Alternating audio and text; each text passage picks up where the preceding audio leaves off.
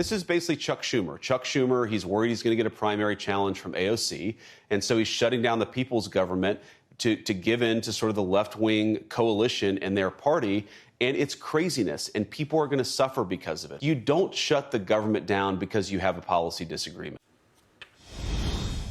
The government is shut down, and the world rolls on. Here's the question. If Washington closes its doors and nobody notices, can you hear the trees in the forest? Is that how it goes? Does all of this really matter? Welcome to the Big Money Show. I'm Dagan McDowell, along with my co-host, James Fishback, Brian Brimberg, Jackie DeAngelis, and with us for this entire hour, Clayman Countdown host, the fabulous Liz Clayman. After weeks of back and forth, it is now official. Lawmakers could not keep the lights on. But a lot of lights are actually on. The truth is, for most Americans, shutdowns, they don't crush the economy. What they do is just expose how out of touch Congress really is and how much of government is just on autopilot. Thousands of federal workers will brace for missed checks, but not yet. Congress, however, still gets paid. Don't worry, they are still collecting money. And the White House says it's business as usual. They will collect tariffs, they will still cut red tape, and they will still try to downsize this very fat, bloated federal bureaucracy. The last person that wants it shut down is us now. With that being said, we can do things during the shutdown that are irreversible, that are bad for them and irreversible by them, like cutting vast numbers of people out, cutting things that they like, cutting programs that they like. So maybe a lot less Washington? See, in the prompter, it says a little less. I say a lot less. Good adaptation. I like that. Is a good thing. Liz, how do you see it? Because the market, I'm doing the math. Here's what still continues, regardless of this shutdown. Social Security, Medicare, military operations, veterans benefits, border security, air traffic control. Just Social Security, Medicare, military, and veterans, that is 54% of federal spending this year. Right off the bat, I think it's really important to stress that this causes huge angst among the 750,000 federal workers who could be furloughed. Granted, they will get their money back at some point, but you heard the CBO, and they basically said yesterday, 750,000 furloughed.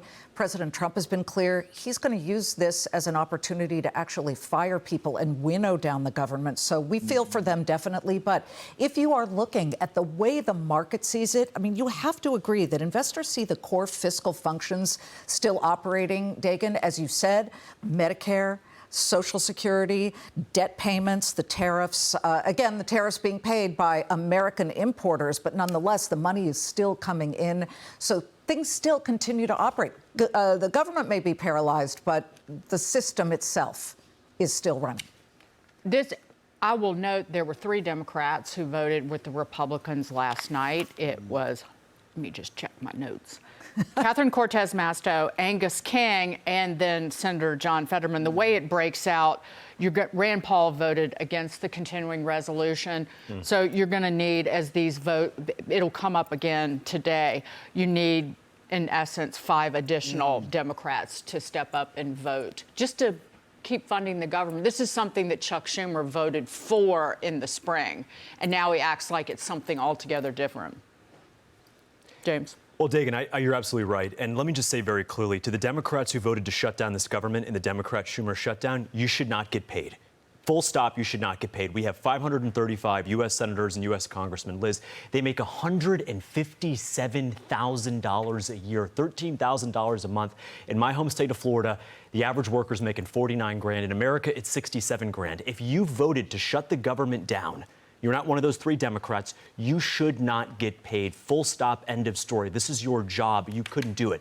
The silver lining to your point, Dagan, let's shrink the government. Let's have Dr. Trump order up an emergency dose of DOGE. Let's do DOGE 2.0. Let's get the size of the government down, get rid of the deep state bureaucrats. And a month from now, when we exit the government shutdown, Jackie, we'll have a leaner, more efficient government we can all be proud of. You've got to change the Constitution if you want to make sure those guys don't get paid, though. It's in the Constitution that Congress has to be paid. I agree with you, but they can voluntarily donate this to a crisis pregnancy center or to a food bank in their community. We should absolutely call them out. They should not be getting paid when they could not do a basic part of their job. Well, the DOGE 2.0 is Right. on deck. Russ Vought, the head of the Office of Management and Budget, has said that there are 45 programs that President Trump's recent budget asked Congress to completely eliminate. 300,000 fewer federal employees just from the DOGE cuts in the spring, and there are more on deck that they plan to eliminate. Right.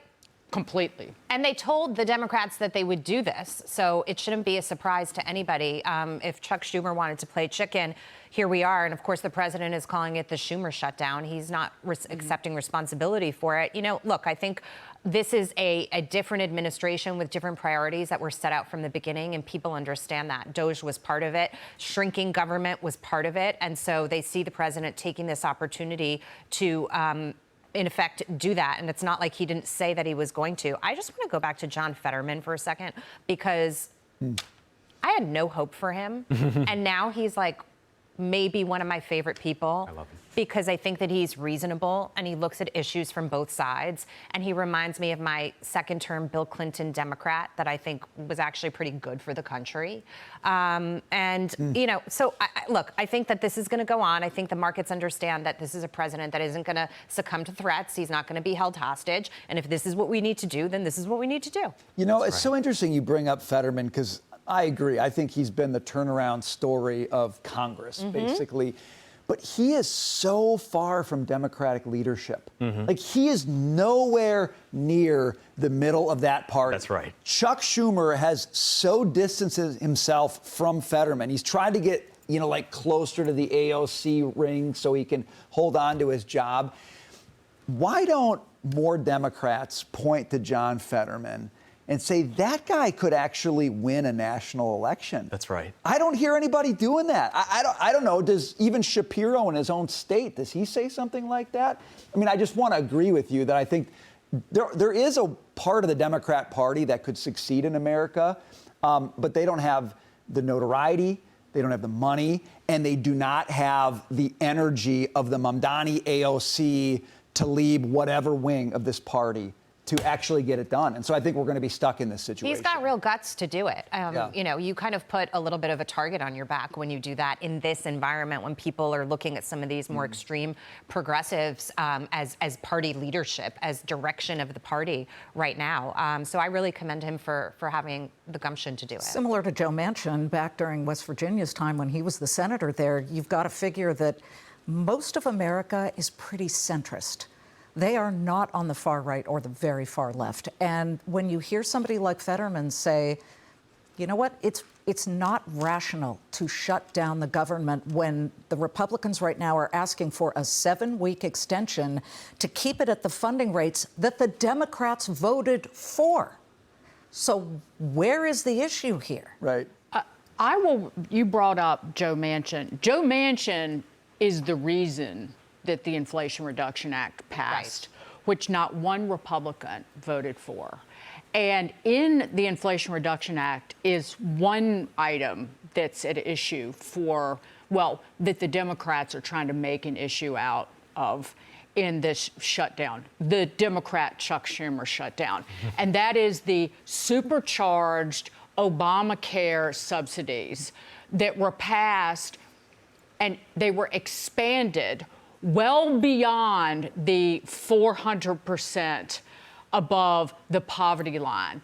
In essence, anyone, because of the Democrats, because it was passed in 2021 and then again in the Inflation Reduction Act, anybody in the country gets a handout on the back of all taxpayers to buy Obamacare, and it is a direct payout to health insurance companies. And Joe Manchin voted for it. Not one Republican voted for it. And we need to remind the Republicans, you are not voting for this. You will not vote for and in giant health care entitlement. It is $450 billion over 10 years. It is shameful that they're propping up Obamacare with taxpayer money. And I'm so glad that you brought that up, because it shows you how slippery of a slope it is, even in a crisis situation, to pass a bill like the Inflation Reduction Act, which was a lot more spending, and we weren't necessarily in the emergency that at that point, at that juncture, that everybody was trying to kind of gin up that we were. Because once you give people benefits, it's very hard to take it away from them. And a big problem for the Democrats, and also the Republicans could get some sort of stink on this if the premiums go up for the average working person, up from what they were used to, is that they're going to get angry about it. And then that impacts votes. And so a lot of these people on both sides are thinking about that as they're trying to negotiate their way through this. But that's why it's a slippery slope. Every time we just arbitrarily raise something, or we give something here, or we give something there, it's very hard then to take it back. Thank you for reminding me, too, that we got an Obamacare extension in the Inflation Reduction Act. Correct. Not only was it stupid policy, but it was a blatant lie about what they were actually doing. That's what you get from Congress when they're on the job. Maybe it's better if they're shut down. Yeah, I agree. And look, there's nothing more permanent than temporary emergency assistance. The Democrats play this game all the time. In the throes of an imaginary crisis, we need to roll out a new government program. Brian, it's just temporary. It's just through the winter. It's just through the fall. And the next thing you know, if you don't agree to extend it 4 years, you are somehow against working class people. It's unacceptable. The winter of our discontent goes on a long time. A long time. We should remember that Congress can't keep the lights on, but their direct deposits are still right on schedule. That's right. And they should donate every penny that they're making. They're going to make $13,000 this month if this government shutdown continues. Donate every penny to a local nonprofit. And IRR came after the American Rescue Plan in 2021, when America didn't need to be You know what we had in 2021? We had the vaccine, but they passed this blowout in Obamacare subsidies because it was still a crisis. That was the first step in blowing out the debt and blowing out the spending. But I just want to note, as the Wall Street Journal points out, so the Democrats want to roll back the savings in Medicaid.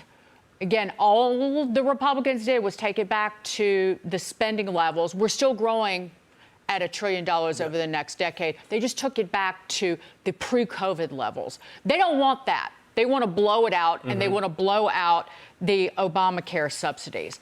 But, quote, making these plans, Obamacare plans, free has allowed insurers to get paid for people who may not even know they're enrolled.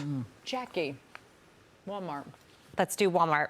The nation's largest grocer saying that it's working to remove synthetic dyes and 30 other ingredients from all its store brand products. I loved reading this morning, including Great Value and Market Side, affecting more than 1,000 products. Walmart said that they're responding to consumers who have been asking for more natural ingredients. And I think this is a direct result of the conversation. There haven't been mandates put into place, but consumers are waking up to the fact that some of these dyes may not be great for us long term.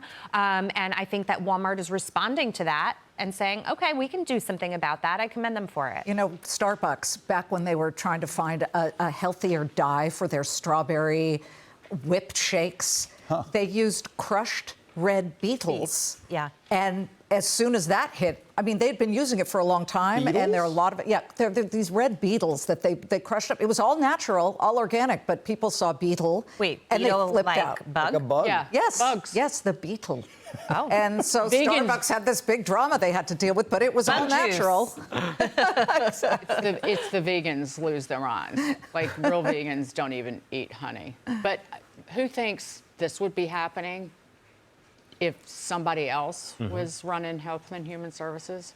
That's right. Oh, definitely not. Although Walmart had 90% of their bad dyes already eliminated before this administration. Okay. So they were on track. Do They beetles listened to have a their lot of customers. protein? Yeah, bugs do in general. Yeah. Oh, okay. Maybe. Remember they were telling us to eat bugs for a while? That was Bill Gates, right? Eat the bugs, get your digital ID. I don't know. Protein's good. I love that Liz knew that. top of her head. So we want to hear from you, our viewers. If you have a question or feedback for us, go over to our X page, leave a comment. We'll answer your questions live on air Friday. Ask us anything. First, will the bulls keep on running? Or is it time for a bubble, many of them, to burst? Some disagreements on this panel. We will fight it out next.